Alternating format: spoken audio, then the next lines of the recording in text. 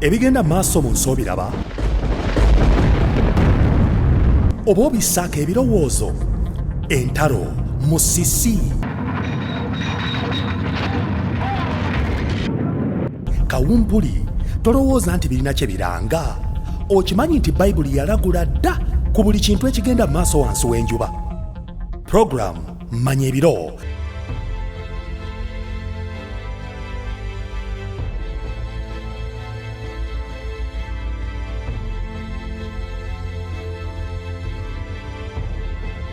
teweetaaga kugisubwa tuula tuyige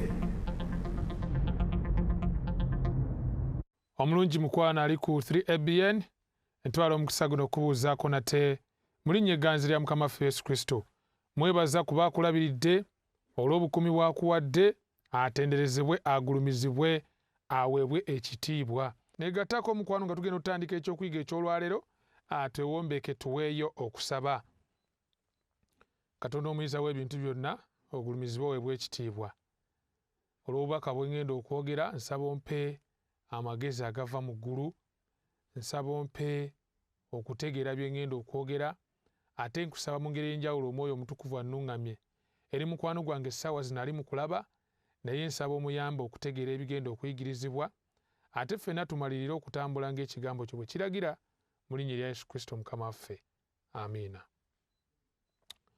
mukwano gwange atulaba olwaleero njala okwanjulira omulabe wa Kristo ng'ayanikibwa n'ennamba eyitibwa 666 njala nno okutandika ntya olwaleero njatandika n'ebigambo eby'olugero kano kagero omusajja yali ayitibwa Mazima eyali atambula olugendo nga yeetisse obubaka obw'amazima wakati mu lugendo olw'obukoowu bambi yasalawo yeewummuzeeko mu kadiba akamu asobole okuweera aba akyali mu mazzi awuga ŋŋamba liba teriri busa ng'ate musajja mukulu ayitibwa Bulimba agobe bumale ku lugendo lwe lumu Bulimba engeri gye yajagala ennyo okwetabula n'amazima kye yakola ng'abba ngoye z'amazima ng'azeenaanika kale bw'atuuka mu kabuga Mazima gye yali ayolekedde yeeyanirizibwa namungi w'omuntu nga bakitabe balowooza ye Mazima kubanga ayambadde engoye z'amazima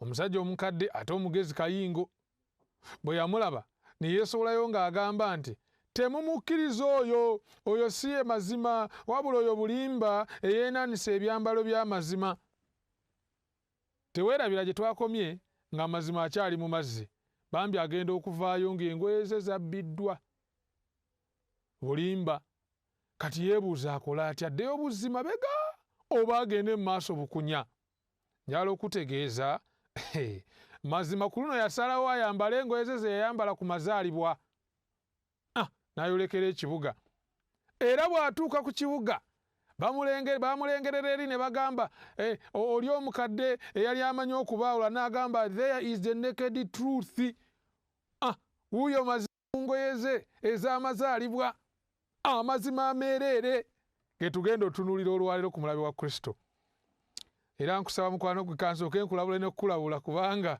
ekyokuyiga kye tunaatera okutunuulira kye kimu ku byokuyiga ebikyasinze okuleka abangi nga bawuniikiridde abubaka bw'onaatera okuwulira buyinza okuwuniikiriza amatu buyinza okuwawaaza kankutegeeze ne kino abamu ku mmwe muyinza okuba nga mubadde mususpectinga This is going to be prophecy obunnabbi omuku obukyasinzeeyo okwewuunyisa n'okuwuniikiriza naye kyenjagala ojjukiremu byonna nti kyogenda okutunulira olwaleero bagayita amazima Yesu Kristo yagamba mu Yokaana 8:32 nti mulitegeera amazima n'amazima gagenda kubafuula galibafuula baddembe Katonda asindika amazima kutulumya naye atusindikira amazima okutulokola abasajja abakulu n'abato mu byafaayo bayimiridde ku mazima sirabira abavubuka abasatu abagamba kabaka Nebukadduneeza nti ffe tetugenda kusinza kifaananyi ky'otaddewo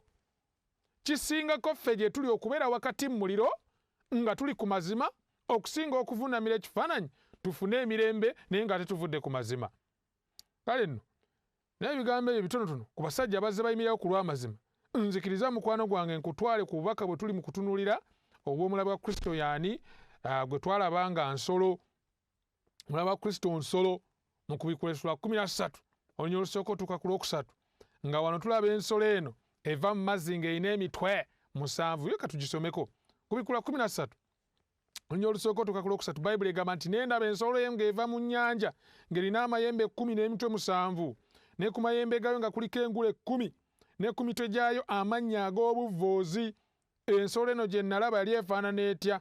Bayibuli egamba gye nalaba yali efaanana ng'engo n'ebigere byayo ng'ebyeddubu n'akamwa kaayo ng'akamwa k'empologoma n'ogusota gwe gwagiwa amaanyi gaayo n'entebe yaayo ey'obwakabaka n'obuyinza obungi. Nendaba omutwe gumu ku mitwe gyayo nga gufumitiddwa okufa n'ekiwundu ekyokufa ne kiwona n'ensi zonna ne zigoberera ensolo eyo nga zeewuunya. Kyetuva tuleeta ekibuuzo ekigamba nti ensolo eno yaani gwe tuzze tulaba nga ye mulabe wa Kristo? Ensolo eno yaani ey'emitwe 7 amayembe 10 akabonero ak'omulabe wa Kristo? Who is this? Daniel essula 7 olunyolo lwa 23 njala kujjukiza nti ensolo ey'okuna bwakabaka obwokuna. Kikyenjagaddeyo eyo nti ensolo kabonero akategeeza obwakabaka, ekitegeeza omulabe wa Kristo. It's a kingdom. Omulabe wa Kristo bwakabaka. Era tulaba nga akolebwa ensolo 4 ez'amaanyi. Esooka twagiraba nga Babuloni oba empologoma eyo gitwala mu Daniel essula 7. Ey'okubiri nga ddubu abasajja Abamedi n'Abaperusi. Ey'okusatu ye Buyonaani yengo ey'emitwe 4 n'ebiwawaatiro 4 nga ye Buyonaani.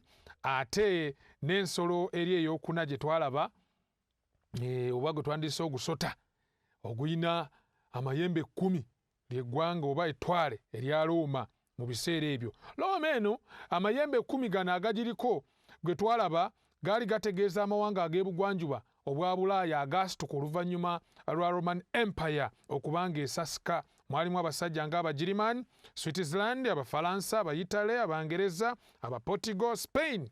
So nga gali amawanga 3 omuli Abaheruli, Abavandos n'Abasitogosisi kati gaasaanawo. Lwaki gaasaanawo? Twalaba okusinziira ku bwino ng'okusika kw'omulabe wa Kristo oba akayembe akatono mu Daniel essula 7 kwe kwasigukula amawanga gano 3 bambi ne gasaanawo.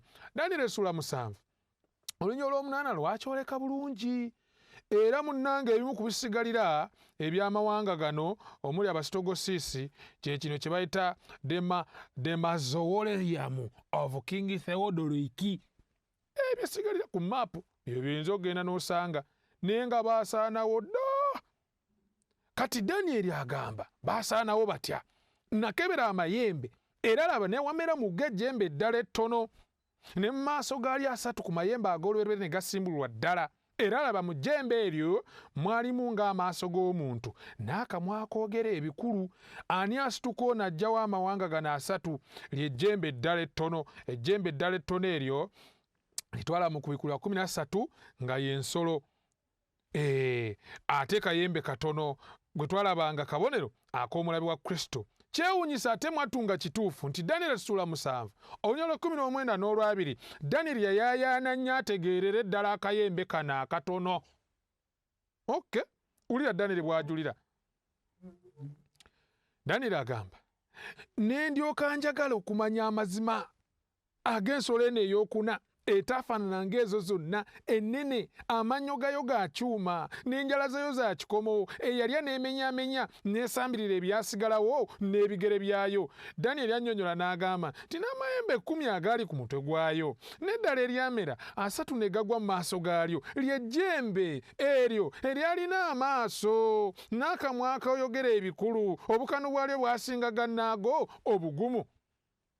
Daniel yayagala ategeere akayembe kano akatono ke kaliwa. Ejjembe ettono lino twalaba nga bambi lyasituka, ate mu kusituka kwalyo gali amayembe 3 ne gabeera nga bambi gakomaawo. Era nga tetunnaba kweyongerayo kutegeera bulungi nnyo obubonero buno obutulaga omulabe wa Kristo yaani, njagadde okkirize mukwano gwange twejjukanyeemukko mu bwino gwe twali tumaze okuzuula ku mulabe wa Kristo yaani okusinziira ku Daniel essula 7 ne ku bikkulirwa essula 13. Mu kyokuyiga kyaffe kiri ekyasooka twamuzuula nga yasituka okuva mu mawanga 10 aga Bulaaya ey'ebugwanjuba okusinziira ku Daniel ssula 7 olunyiriri olw'omunaana, era nga yasituka oluvannyuma lw'omwaka 476 AD. Twalabanga omulabe wa Kristo kayembe katono oba bwakabaka obutono. Ekyokusatu kye twazuula yasiguukulula amawanga 3 ng'asituka. Bwino twayongera omuzuula ku mulabe wa Kristo ono nti yali alina n'omukulembeze ku ntikko, alina amaaso ng'ag'omuntu, alina omukulembeze ku ntikko, era wanjawulo ku malala, oba akayembe kano kanjawulo ku malala, kavoozi, kayigganya. Kanjawulo ku malala, kavoozi. Katwongereko ne bwino omulala. Daniel ssula 7:5 laga nti era kavoozi. Bwino twamulaba ng'okuvvoola okusinziira ku Bayibuli, Yokaana ssula 10:33, okuvvoola okwo okwogerwako ye muntu ogamba nti Katonda ku nsi.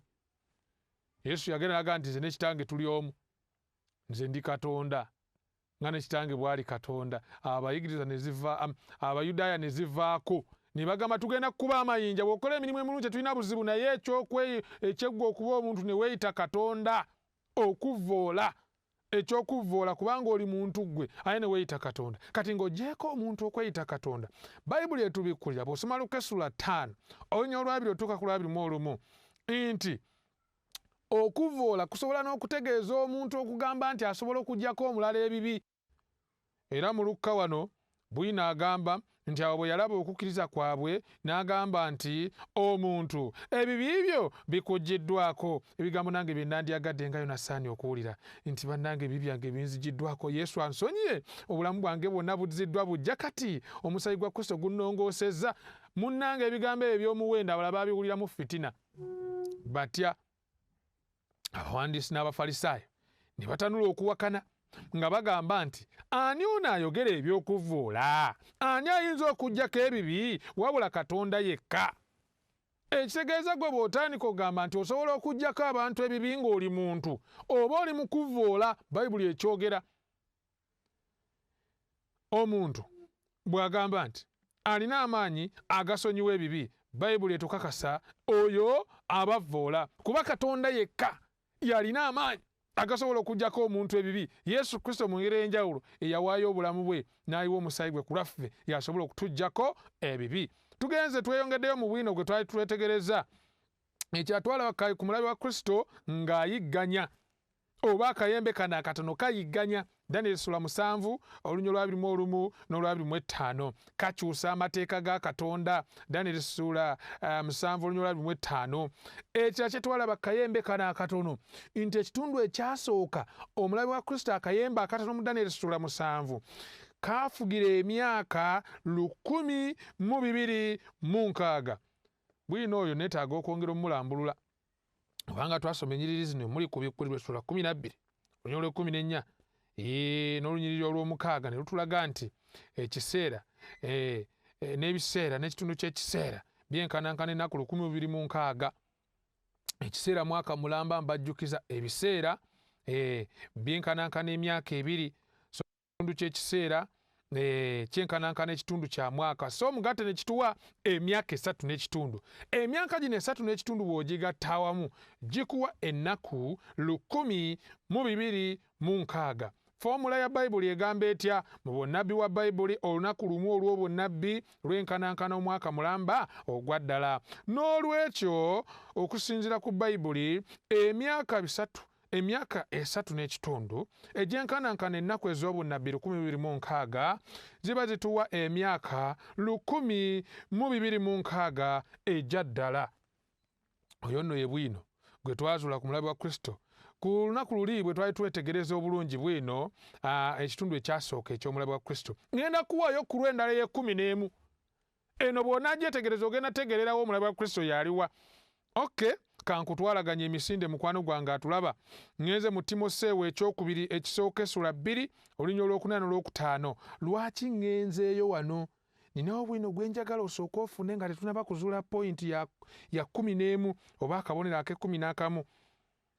Bayibuli egamba ayagala abantu bonna okulokoka ye Katonda, era okutuuka mu kutegerera ddala amazima, kubanga waliwo Katonda omu era omutabaganya wa Katonda n'abantu omu, omuntu Kristo Yesu, oyo agatta Katonda n'abantu omu ye Kristo Yesu. Kati lwaki ndeese bino? Sisitimu gye tunaatera okuzuula eteekawo bakayungirizi wakati wa Katonda n'omuntu bangi, eteekawo abatabaganya bangi. Mu kifo kya Yesu Kristo waliwo bw'olina okuyitamu nti olyoke otuuke ewa Katonda, as we are about to discover. By the kansooka ennyongera okulabula amazima tegalumya abantu b'essimbu, wabula kye gakola gawakanya nsobi. Ayaweya nti omuntu omulungi asobola okubeera ng'ali mu kikola ekikyamu. Era bye tugendera okuzuula sigamba nti abantu abalimu be bakyamu. Sisitimu eno ey'omulabe wa Kristo ye nkyamu, era bwino wa Bayibuli alaga bulungi nnyo nti yeetaaga okweddako ku lwaki nkyamu.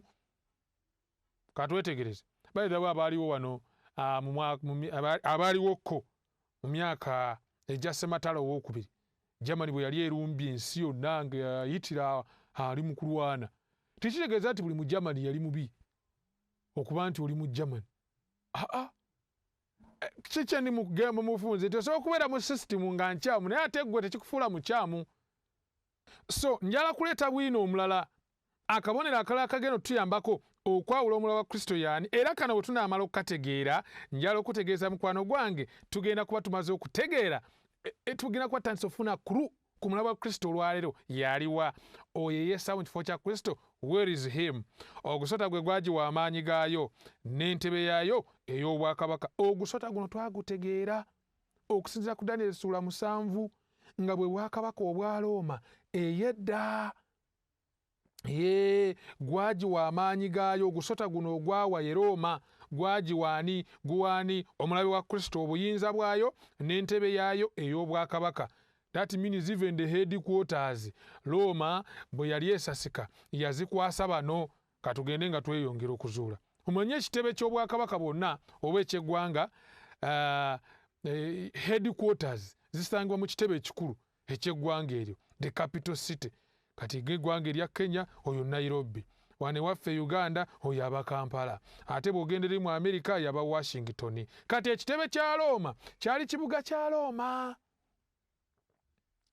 Kitegeeza ki nti ekitebe kya Looma bwe kibanga kyali kibuga kya Looma, kati bwe tulaba ng'ogusota gwe gwagiwa, ogusota nga ye Looma guwa omulabe wa Kristo amaanyi gayo n'entebe yaayo ey'obwakabaka. That means nti Looma eno ekitebe kyayo ekikulu we kyali, omulabe wa Kristo waasinziira. Oyo bamuyita bwino. N'olwekyo kasooke tugatte mu bwino gwe twakazuula, akayembe akatono, obwakabaka obutono, obusinziira e Looma. Eyo point eyo njagadde tugikwasaganye, ey'ekumi-n'emu n'eyokubiri, nga bwe twala nti omulabe wa Kristo bwakabaka butono, naye Bayibuli etulaga ki nti bwandisinzidde Looma mu kibuga ekikulu eky'e Looma gye bugenda okusinziira. So bw'ogatta bino ono bwino bw'omala omugatta awamu otegeera butegeezi. There is only one nation, eriyo eggwanga limu nga lye lisinga obutono mu nsi yonna, ng'ojja disanga mu kibuga ekikulu ekya Looma ey'edda ekiyitibwa Looma. Ggwanga ki eryo? Ye Vatikaani ekkula ettukuvu. Kati wano njagala kusooka nsimbewo akati. Kino nabagambye dda ab'emikwano tekitegeeza nti buli muntu ali mu Vatikaani oba ali mu Roman Catholic Church oba gye twandise Ekereziya Katolika nti mukyamu. In fact nze eno personal testimony, abamu ku bantu mu nsi yonna be nnaakalaba abalabika ekisa be basisita.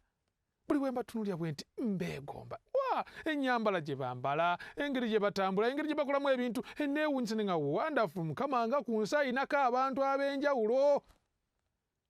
Amasomero ge bazimbye, ebifo bya minsani bye bazze bateekawo okwetooloola ensi yonna. All these things obyola bye bakoze mu nsi tubeebaza. Naye Bayibuli nga bulijjo yo egenda kugenda mu maaso n'okunenya buli kkanisa eri ku nsi. Etya bw'oba olinamu ensobi Bayibuli egyanika, mu ngeri endala Bayibuli ekunenya. Kale no we tutuuse wano tuli mu kwetegereza sisitimu eno erimu abantu ba Mukama abalungi era bemanyi nti mu kutegeera amazima gano bakweyongera okusemberera Katonda. Naye nga tumaze okukitegeera nti wonderful ekkulu ettukuvu lino erya Vatican y'ensolo eno eyakubikulwa 13 ne Daniel essula 7 twagala kwebuuza ddala bwino oyo tusobola omukakasa obulungi kusina ku bubonero bwe tulabye. Ekibuuzo ekisooka, Vatican bwakabaka? Ansa eri etya yes. Kubanga amawanga agataka wansi wa 18 galina enkolagana eŋŋundiivu ne Vatican. That's a very great point fitting obulungi kiri kye twalabye nti kayembe katono bwakabaka. Naye ate twalabe nga bwina asooka alaga nti akayembe kano akatono obwakabaka buno butono bwandisituse mu mawanga 10 ag'ebugwanjuba obwa Bulaaya. Ddala kituufu Vatican gyesangibwa? Butereevu gyesangibwa. Era Vatican si tojja gisanga wali mu Italy, eri mu gye tuyita Western Europe. Ate mwattu Bayibuli yatulaze dda nti yandisituse oluvannyuma lw'okugwa kwa Roman Empire anatizinga esasika mu mwaka ogwa 476 AD. Obadde okimanyi nga n'ekyo kituufu? Kubanga tulaba ng'ebyafaayo biraga bulungi nnyo nti Vatican yasituka oba Eklezia Katolika esituka ku mwanje ensi etandika okugimanya ennyo oluvannyuma lw'omwaka guno ogwa 476 AD. Mwaka ki ogwo mu byafaayo ogwa 538 AD. Ngenda soma katabo kayitibwa Catholic Church page 14 Ig Mackenzie agamba nti AD 538 gwe gwali omwaka ogw'abasitogosisi mwe baasasikira bali abookusatu.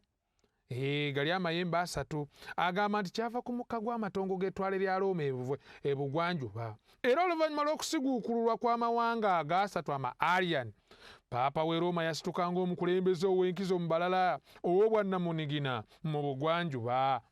Amawanga gali ama-Arian mwe muli ki? Abaheruli, Abavandos n'Abasitogosisi.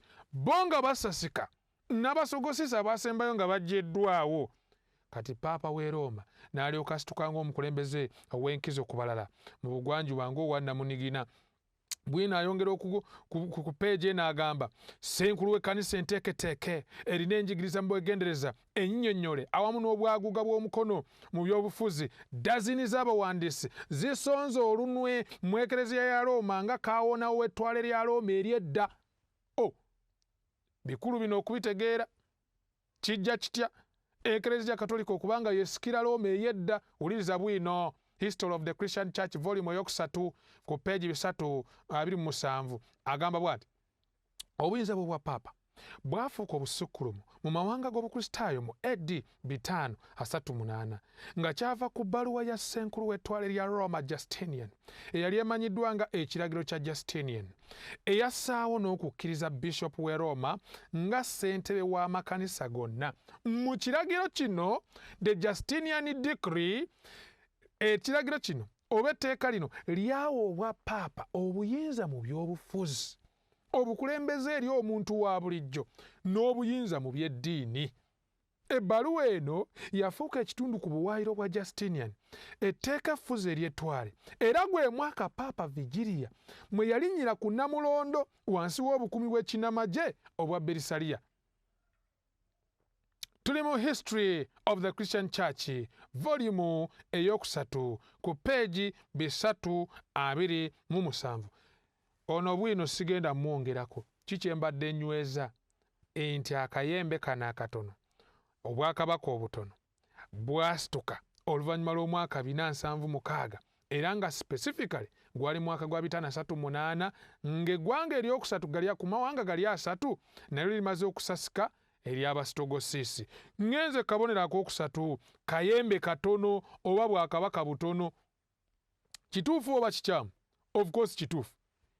Yiika 4 kujja osanga Vatican kwezimbiddwa. Hectares yiika 4 atyokanga ate newankubadde bwakabaka butono naye eggwanga erisingayo amaanyi mu nsi yonna. The most influential and powerful nation on earth is Vatican. No doubt. Kankusomera encyclopedia enkata bwegamba. Egamba nti ekibuga Vatican nsi eyeetongodde wansi w'obufuzi obugundiivu obwa Paapa w'Eklezia Katolika e Roma.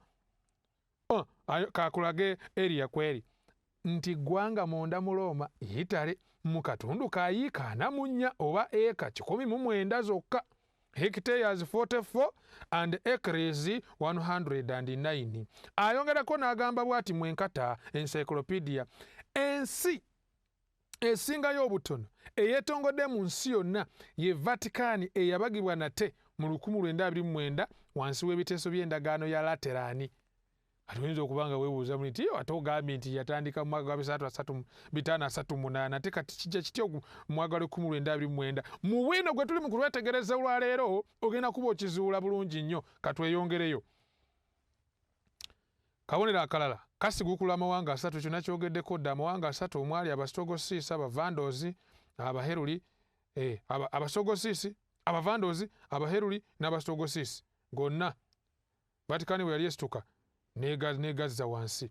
Kati wuliriza ekirala, mukwano gwange atulaba, omukulembeze w'abantu ali ku ntikko Ekereziya Katolika oba obwakabaka buno obw'omulabe wa Kristo, Bayibuli ega nti bulina omukulembeze w'oku ntikko nalaba amaaso ng'ag'omuntu. Y'ani oyo? Of course bulina alaga bulungi nnyo, ekyo tekyetaaga na kubako debate nti oyo aba paapa. The human leader ensi yonna emumanyi, ye mukulembeze wa Vatican, president ow'ensi yonna eya Vatican, eyina influence okwetoola ensi yonna. Okay, katweyongereyo. Akayembe kano oba obwakabaka buno buvoozi bwanjawulo ku mawanga amalala butya? Kansome ku byafaayo. The Church and Churches, page 443. Mu bisigalya by'ettwale lya Roma mwasituka mpolampola ensengeka empya ey'amawanga. Omuwandiisi w'ekitabo kino agamba ng'obwa paapa kyekyali ekinyusi oba entabiro papase, n'olwekyo awatali kuwannaanya mwavaamu enfuga etaali mpya kyokka naye ey'enjawulo ku yasooka. Can you imagine? Eyasooka yali Roman Empire. Roman Empire yali etya? Yo yali pagan, ng'emanyiddwa yonkafiiri, baali basinza njuba. Naye here is another system evuddemu ng'eyambadde ekyambalo ky'eddiini. Kye ŋŋamba kye ki? Ng'olabanga eggwanga ekkristaayo. Kyekifuula ekyenjawulo, bwakabaka butono, ggwanga kristaayo, naye ate nga ggwanga eriddukanya emirimu gya gavumenti. The church is taking forward emirimu gya gavumenti, yeddukanya emirimu gya gavumenti ey'e Vatican. Can you imagine? Ojja bweri ey'enjawulo ku Roman Empire, yo eyalinga fule bukafiiri oba pagan. Here is Rome ensomi, nga bamwe bakisomako eri benasanga bakinyonnyola obulungi. So Vatican bwe bwakabaka bwokka mu Europe oba mu gitwandise Bulaaya olwaleero yeddukanya enkola oba emirimu egya gavumenti eyo eya Vatican. Okay, tweyongeddeyo ne bwino omulala, kavoozi. Okuvvoola. Twakulabye dda okuvvoola kye ki? Okusinziira ku Yokaana essula 10:33 ne Luka essula 5:21 mulaga bulungi nnyo nti okuvvoola ekisooka kwe kweyita Katonda ku nsi. Ekyokubiri kwe kubanga gw'oli muntu naye ate mwattu n'ogamba nti olina amaanyi agasonyiwa ebibi. Ayo aweya nti abakulembeze mu Ekereziya Katolika ab'oku ntikko batuuka n'okugamba nti bwe batwala ekifo kya Katonda ku nsi. Twala ekyokulabirako Encyclical Letters of Pope Leo, page 304. Ono bwino agamba bw'ati, ffe tutwala ekifo kya Katonda omunene ku nsi kuno. Olwo Papa ali mu kunnyonnyola, we are the ones who hold the place of God, the Almighty on earth. Kansomeyo ne statement endala okwongera okinyweza kino. Eucharist meditations za Eucharistia. Bwina aliwo agamba atya? Wano bawandiika ku Papa. Gw'oli kabona emirembe gyonna. Bishop omwawuza agamba takyali muntu omwana wa Adamu omwonoonyi, naye aluta Kristus, Kristo omulala. Kristo omulala. Fakti Antichrist ayitibwa Kristo omulala. Naye aluta Kristus, Kristo omulala. Mirembe gyonna kabona w'oyo ali waggulu ennyo, n'obuyinza ku oyo ow'ekitalo Katonda. Kansomeyo statement endala, The Catholic National, July 18, 95, 1895, bwine yafuluma yali bwati mu magaziini. Papa takoma ku kuba musigire wa Yesu Kristo, naye ye Yesu. Kristo yennyini yeesabikidde mu mubiri. Kwegamba gwe bw'olaba paapa nti oba olabye Yesu. Nga ne Yesu bwe yagamba nti alabye nze alabye kitange. Kati ne wano nabo bapaapa bagamba nti bw'olaba ffe oba olabye Yesu, ffe tuli mu kifo kya Yesu ku nsi kuno. Singa Yesu abadde wano ye ffe tuli mu kifo kye. Kristo yennyini yeesabikidde mu mubiri. Naye bwino akyavaayo, kankuwe bwino omulala. The New York Catechism taken from Roman Catholics page 127 egamba bweti. Ye ayogera ku paapa.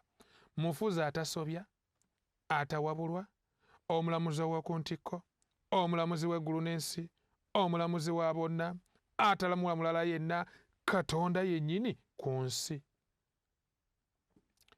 Okwo kuvvoola kwennyini, kubanga n'abayigirizwa ba Yesu bwe baakwasa omulimu gw'okutwala enjiri mu nsi yonna, tekuli n'omu gw'osomako ng'agamba nti ffe tutwala ekifo kya Yesu ku nsi kuno. In fact, bwe baagezangako okubatendereza olw'ebyamagero Katonda byakola okuyita mu bo, nga basirisa abantu baga bannange, temutendereza ffe, mutendereze Katonda ow'omu ggulu. Lwaki mwewuunya bwentyo? Nzijukira bulungi nnyo ebigambo bya Peetero. Abantu nga baagala omusinza n'agamba nedda. Gano maanyi ga Katonda ge gakola. Era Peetero atuuka n'ogamba nti ffeeza ne zaabu sirina, naye kye nnina kye nkuwa mu linnya erya Yesu. Kwegamba baagulumizanga Kristo.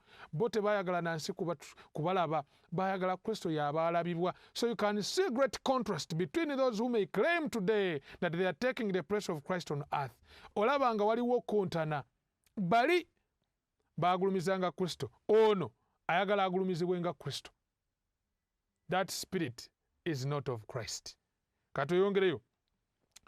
Obadde okimanyi mukwano gwange nti newankubadde nga kiyinza okukwetaagisa okwatula, okwejjusa, nti osobola ogenda bugenzi mu kyuma, kati wakye bayita the automatic confession machine, ogenda no typing ebibi byo n'ebiringa ebyo ne bakuwa instructions nga bwe zigenda okusobola okwejjusa.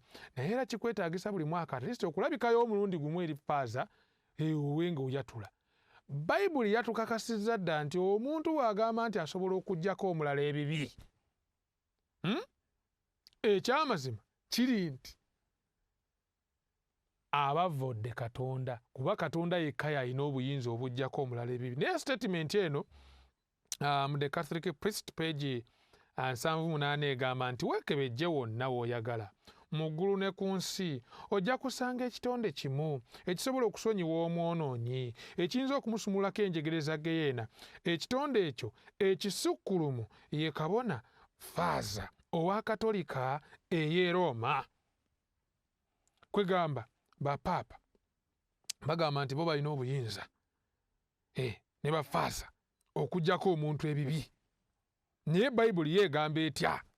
Timoseewo ekisooka essula 2 olunya olw'okutaano olw'okutaano, Bayibuli ega nti kubanga waliwo Katonda omu, ono bwena mukulu nnyo nnyini ddala, era omutabaganya wa Katonda n'abantu omu, omuntu Kristo Yesu. Omuntu Kristo Yesu y'asobola okuggyako ebibi.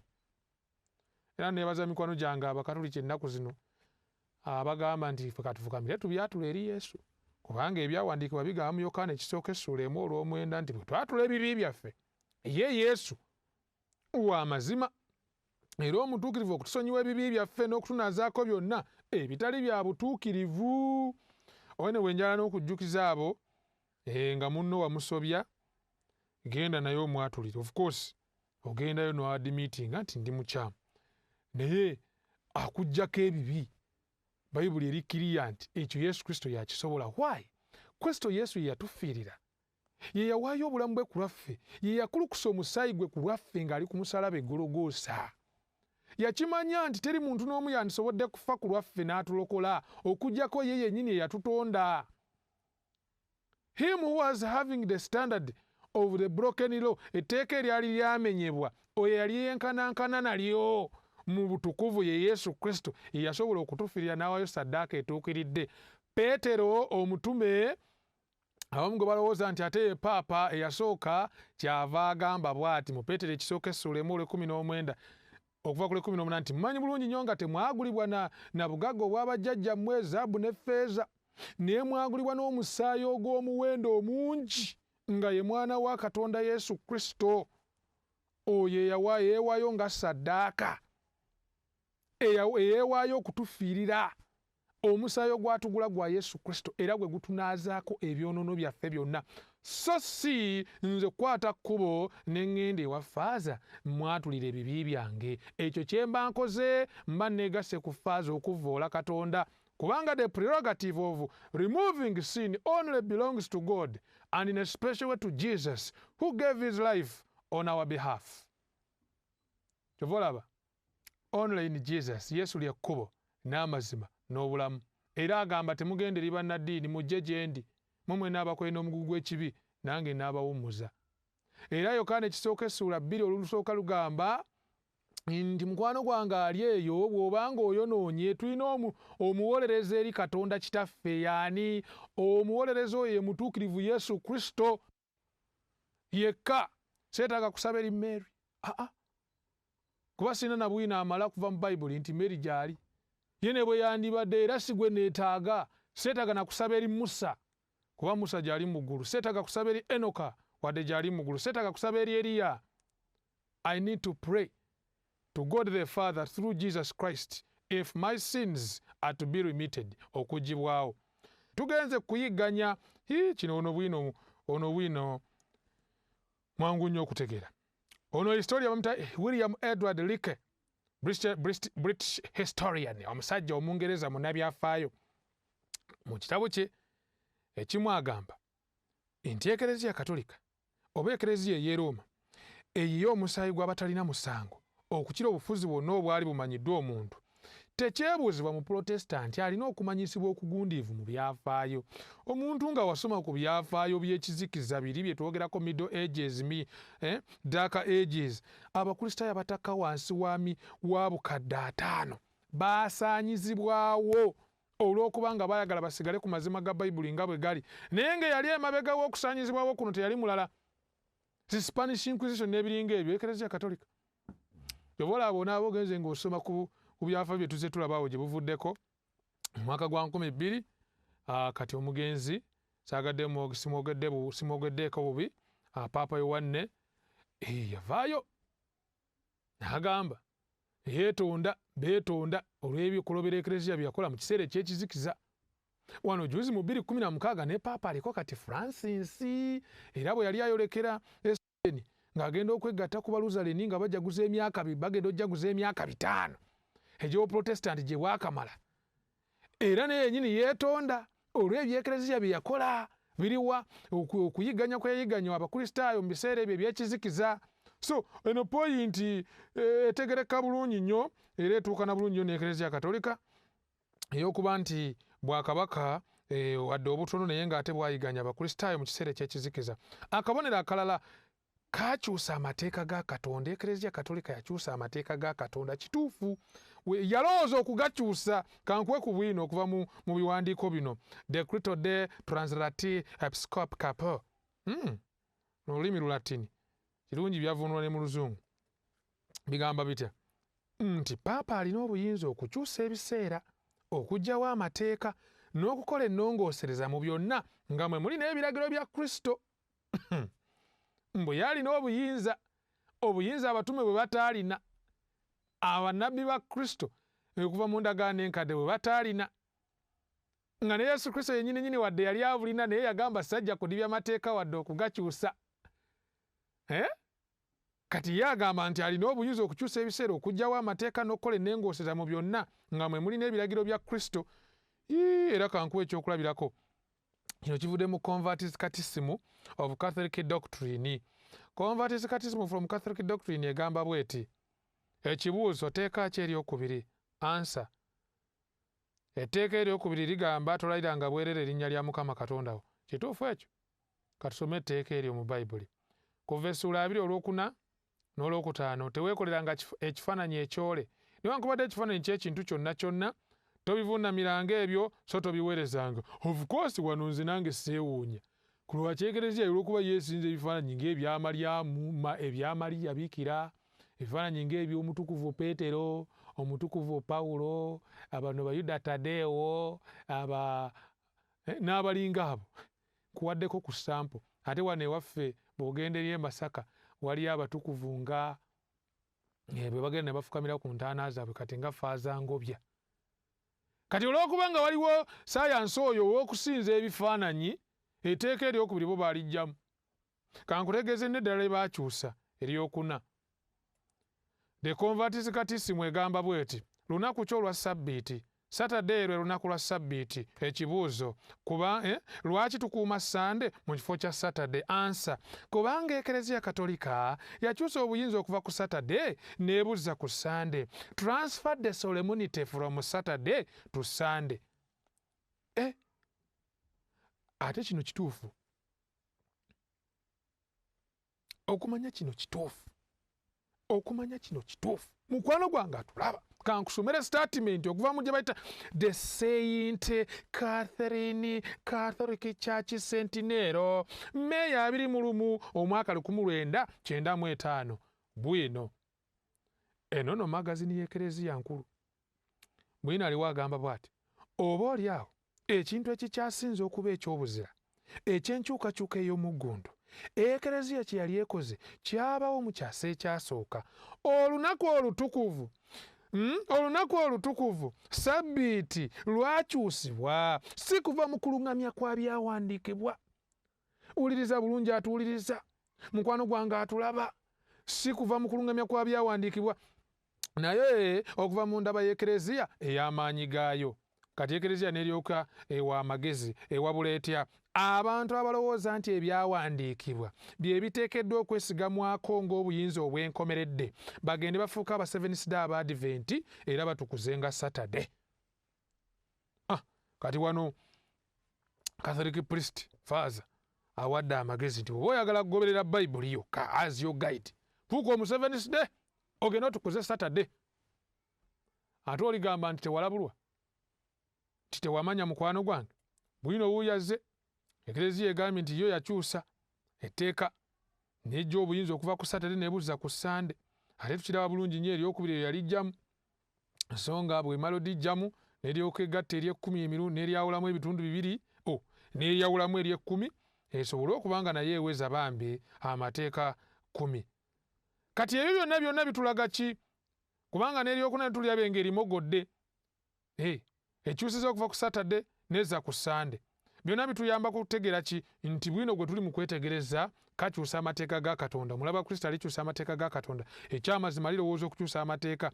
Eno omulaba Kristo wano ayogerwako si mulala Ekereziya ey'e Roma Katolika. Naye ate tulabye ne bwino omulala ng'agamba nti kaafugira emyaka 1206. Kituufu. Ekereziya atandika dde okufuuka ey'amaanyi. Tubalemu awo emyaka 1206 etandika dde okufuuka ey'amaanyi. Bwino w'ebyafaayo alaga ki? Eddi 538 we yatandikira okufuuka ey'amaanyi. Era awo emyaka 1206 bwe gitandika okubalibwa egy'obunnabbi Bayibuli bwe yalaga nti ebiseera n'ekitundu ky'ekiseera nga gy'emyaka 3 n'ekitundu oba ennaku 1206. So ebyafaayo biraga ki? From mwaka ogwa 538 emyaka 1206 gijja kutuusa ku mwaka ogwa 1798. 538 bw'ogattako 1206 kiki ekyabaawo oluvannyuma lw'omwaka guno ki ekyabaawo omwaka gwa 1798 ng'emyaka 1206 gimaze okutuukibwako oba nga gimaze gitandise okugiweddeyo.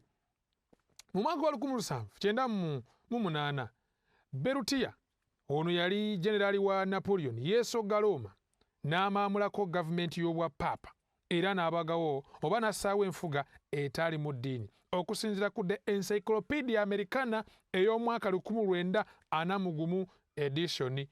Bino buno wa byafaayo. In fact Abafalansa abasinga paapa bw'amala n'okufa balowooza nti obwappaapa tebuliddamu kuba n'amaanyi. Ate nga minuufu balowooza era ng'abantu bwe balowooza. Naye ki kye mbadde njala okuggyayo awo? Nti emyaka 1206 gyatandika mwaka gwa 538 paka mwaka gwa 1798. Katulaba akasembayo wano nga tunaatera okuwunzika. Bwakabaka obusinziira e Roma kituufu. Bayibuli yatugambye dde okusota gwe gwagiwa amaanyi gaayo n'entebe yayo ey'obwakabaka n'obuyinza obungi. era wano as a professor of history at the University of Rome ayitibwa Labianka agamba eri obuwanguzi bw'Abakaisaali wajja n'obuwanguzi bwa Pontifex mu Roma.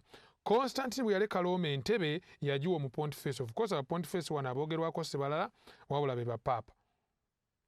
So kale ojja kulaba bwino yenna nga bw'omugatta wamu ajja kuyamba okutegeera nti eyo Vatican oba Eklezia Katolika ye mulabe wa Kristo Bayibuli gweyogerako mu bunnabbi wakubikula essula 13 ng'ensolo esooka anedda n'essula 7 ng'ejjembe ettono oba akayembe akatono. Ne kati tumaze okulaba nti mu mwaka ogwa 538 Eklezia Katolika etandika okumanyibwa mu nsi yonna naddala mu bugwanjuba obwa Bulaaya oba gye twandise Western Europe. Kati bwegattako emyaka 1600 ne kikutuusa mu mwaka ogwa 1798. Kiki ekyabaawo wano?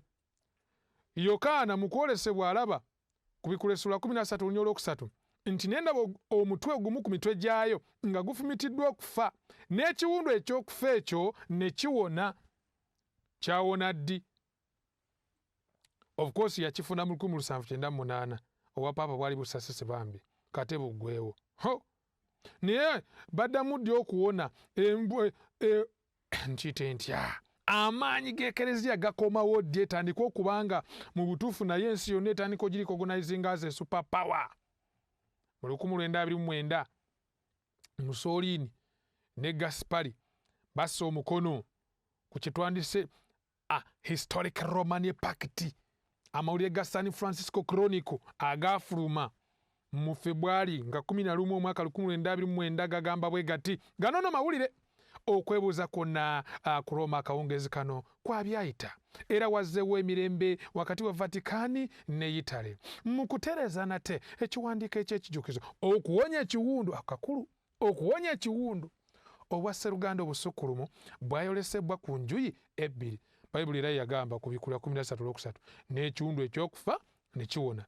Since omwaka 1929 Vatican egenze eyongera okufuna ettutumu.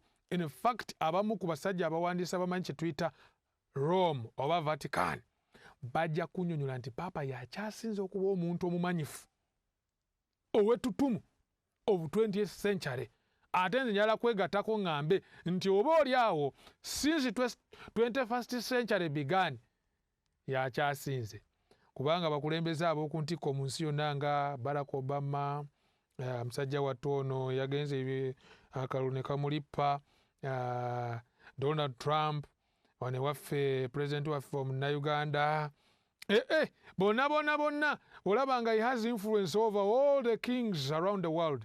Ne ba presidents ne boogeze Saudi Arabia abaayo abasiraamu bamwaniriza mu kitiibwa. So you can see ekiwundu kyongera kuwona, ayongera kufuna ttutumu. By the way, Bayibuli yalabula mu Daniel essula 8:25 nti era alizikiriza bangi nga balowooza nga mirembe. Juzi wano yali mambuka wali yali mu maserengeta ga Sudan, ngamba South Sudan. Yalabika n'obwetowaze anoonye n'ebigere akiisinze ebigere by'abakulembeze. Naye Bayibuli egamba nti balirowooza alizikiriza bangi nga balowooza nga mirembe. Era bannanga Abakristaayo around the world, be very careful.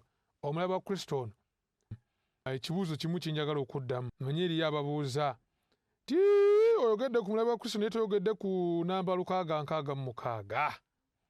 Ku bikula 13:18 lugamba nti awo ewali amagezi alina okutegeera abalirira omuwendo gw'ensolo, kubanga gwe muwendo gw'omuntu, n'omuwendo gwayo guli 666. Ansa yange esooka 666 oba 666 si enkovu y'ensolo. It's not the mark of the beast. Wabula Bayibuli eraga ki? 666 muwendo gwe muwendo gw'ensolo. In fact olunyolo 17 mu kubikula 13 lwongera nako ne lugamba nti muwendo gwa linnya. Era omuntu yenna alema okuyinza okugula newankubadde okutunda, wabula oyo amaze okuteekebwako akabonero erinnya ly'ensolo oba omuwendo gw'erinnya lyayo. 666 muwendo gw'erinnya. Kansooke nkuwe ssayansi wano omwangu okuva mu bwino owa Bayibuli. Awo ewali amagezi, magezi ki? Alina okutegeera abalira omuwendo gw'ensolo, kubanga gwe muwendo gw'omuntu n'omuwendo gwayo 666. Muwendo gw'ensolo, muwendo gw'omuntu. Ekirala omuwendo gw'erinnya lyayo. So bintu bisatu by'ojja osanga mu 666. Ekisooka muwendo gwa linnya lye. Ani muwendo gwa muntu, ani muwendo gwa nsolo. Kale bino ebisatu w'obigatta wamu nga Bayibuli bw'ebyogera ku 666 kiki ogenda okufuna? Bayibuli egenda kuba ekuyigiriza ki? Omuwendo gw'erinnya ly'omuntu ali ku ntikko y'obufuzi bw'ensolo guli 666. Omuwendo gw'erinnya ly'omuntu ali ku ntikko y'obufuzi bw'ensolo, of course automatically oyo si mulala ye Papa. Yali ku ntikko. Obadde okimanyi nti erinnya lye ettongole mu lulimi Olulatini oba Olulomba nga lijja kuwa omuwendo gwa namba 666. Annyonnyola bw'ati: Our Sunday Visitor, April 18, 1915. Ennukuta ku ssepeewo ya Papa ze zino ze ziriwa: Vicarious Filii Dei, eky'Olulatini ekya omusigire w'omwana wa Katonda. Omusigire mwattu nno n'ekigambo kyennyini ekya Antichrist oba anti era kitegeeza substitute. Kale mu butuufu omulabe wa Kristo tategeeza awakanya Kristo, naye ate era asobola otegeeza ali mu kifo kya Kristo, yeefuula yeessa mu kifo kya Kristo ku nsi. Omusigire baneesomako wano Our Sunday Visitor publishing eno eri recent by Father Rayland, yes, 2013. Egambo etya bigambo kye biwandiikibwa ku ssepeewo ya Papa era bitegeeza ki? Mu bufunze kansomeko katono olwakadde. Ebigambo Vicarious Filii ebya Lulatini eby'obukulu wa Papa omusigire w'omwana wa Katonda. Obukulu bwe bwoleka nti Papa yasikira obuvunaanyizibwa bwa St. Petero nga ssentebe wa Eklezia ya Kristo ey'oku nsi Katolika. Okuva mu biro bya Papa Girigorio ow'ekitalo mu Pontifex okuva mu mwaka ogwa 509 paka mu mwaka gwa 604 bapapa babadde basinga nnyo okwettanira gye bali omutwe gwa Sava Savoram Dei, omuweereza mu baweereza ba Katonda. Vicarious Filii Dei. Katulabe. Vicarious Filii Dei yenkanankana 666. Kituufu. Ate ennyukuta eyo mu Luloma U yenkanankana V era mu bizimbe by'edda wasangangawo oluusi V. Kale nange njala kuwunzika nti twagala kulaba Vicarious Filii Dei bw'ogigatta ogijja mu 666. Katulabe. Ero 5. Katwejjukanyemu Roman numerals wali. Si oba cha eyo 10. Dei ejja kuwa 5. Kale tumaze okubiraba. Tumaze okulaba zi figures, values ezo eza Roman numerals nga bwe twasoma nga tukyali mu ssomero. Katwetegereze kati. Era omulaba ng'ajja kulaga nti Vicarious Filii Dei lijja kuwa 666 kubanga Vicarious ali 1012. Filii ali 53. Dei ali 5, ali 5 mwemu. So bw'ogatta wamu ne kikuwa 666. Yoyo bwino mu bujjuvu ayongera otwoleka nti omulabe wa Kristo mu Daniel essula 7 ng'ejjembe ettono ne mu Kubikula essula 13 ng'ensolo emitwe 7. Okugattako n'ennamba 666 si mulala wabula ye Eklezia Katolika. Njala okubajjukiza mukwano nga tuwunzika nti tetuli mu kulumbagana Eklezia Katolika n'abantu abalimu. Njala kuwunzika ne statement eya Kalidinaali Ratzinger eyaliko Papa, kati ono Papa aliko gwe yaddira mu bigere. Statement egamba nti Eklezia Katolika ey'e Roma mu magezi yankizo ku Bayibuli ngamba ekigambo kya Katonda era esobola okugikontana. Kyokka bannange so nga ate yo Bayibuli eraga bulungi nnyo nti kyekigambo ekyamazima ffenna kye tulina okugoberera. Era waneensoma wano mu Familiar Explanations of Christian Doctrine page 151 ng'egamba nti enyigiriza z'Eklezia Katolika mu bujjuvu tezizimbiddwa ku byawandiikibwa bitukuvu era okufaananako emigga emitukuvu ebiri egikulukutira mu lusuku lwa Katonda. Bayibuli n'obulombolombo mwe tusiŋŋaana ekigambo kya Katonda Ekereziya eyongerako yo n'egamba nti newankubadde ebiri gino migga egy'obwakatonda egyenkana mu butukuvu, naye era ku ebiri obulombolombo gye tuli bwe businga okutegerekeka n'okwesigika. Ye ekereziya ezimbidde ku tradition so si ku kigambo kya Katonda Bayibuli. So nga yo Bayibuli egamba nti ekigambo kya Mukama mazima okuva ku ntandikwa, ekigambo kyo kya mazima okuva ku ntandikwa. Zaburi 10:19 olunyiriro lw'16. Bambi kamala okuwooyawooya ab'emikwano mbasiibule bulungi nnyo mu kyokuyiga kyaffe kibadde ekinyuvu ddala. Laba aweereddwa omukisa omuntu Katonda gw'akangavvula. Kale tonyooma kubuulirwa kw'omuyinza w'ebintu byonna, Yobu agamba. Yobu 5:17-18 nti kubanga ye alumya Katonda era anyiga, ye afumita era engalo ze ze ziwonya. Manyi ng'obubaka bw'owulidde mukwano buyinza okubanga gwe for the first bubadde ng'amazzi agakuyiriddwako aganyogoga ng'ate oli mu bunnyogovu. Buyinza obanga bukkosezza. Ne mukwano njagala osigale ng'ogumidde mu kisa kya Yesu. Buno obubaka Kristo abukuleetedde okuyamba okubikuka amaaso, obutatambulanga muzibe. Era Mukama tabuleese gy'oli lwa bubi, wabula abuleese olokolebwe. Ku lwaki? Yesu yagamba nti mulitegeera amazima, n'amazima galibafuula baddembe. So mukwano gwange, kubaka bwe tuzudde, kati Bayibuli ega nti mulondeewo gye leero gwe munaaweerezanga, naye nze n'ennyumba yange ffe tunaaweerezanga Mukama. Saa mukwano, oweereze Kristo, osinze Kristo mu kifo ky'omulabe wa Kristo. Katuwunzikiraawo nga tuwaayo essaala nga bwe tuzudde obubaka buno obw'obunnabbi. Katusabe. Omuyinza w'ebintu byonna Katonda ffe tukwebaza olw'obubaka bw'otubikkulidde. Eriyo mikwano gyange bangi abawulidde for the first time, tebabumanyi bulijjo, badde balowooza bali mu kintu kituufu, bali mu sisitimu gye balowooza nti batwala mu ggulu, naye ate ekigambo kyo kitulaze nti eno sisitimu ye mulabe wa Kristo eyessa mu kifo kya Kristo ku nsi. Kyenva nsaba ab'emikwano abo Omwoyo Omutukuvu asigale ng'ayogera nabo.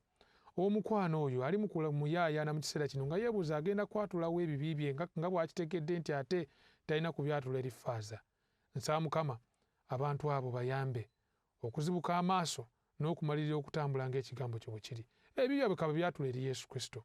Obulamu bwabwe kabukyuke, bayambe otambulira mazima nga bwe gali mu kigambo kyo Bayibuli, basobole nabo okufuuka ab'eddembe. Bwe ntyo bwe nkusabye Mukama wange nga nkwesize nti oyanukudde okusaba kwaffe mu linnya erya Yesu Kristo Mukama waffe. Amiina. Weewaawo. Weebale nnyo mukwano gwaffe kubanga obadde naffe. Ekyokuyiga ekiddako mu bunnabbi kye tujja okuzuula mu maaso awo ke kabonero ka Katonda n'enkovu ey'ensolo. Ekisa kya Yesu Kristo mukwano gwange atulaba kyeyongere gy'oli. Ebigenda maaso mu nsi obiraba oba obissaako ebirowoozo, entalo, musisi, kawumpuli, tolowooza nti birina kye biranga. Okimanyi nti Bayibuli yalagula dda ku buli kintu ekigenda maaso wansi w'enjuba. Program Manya ebiro teweetaaga kugisubwa.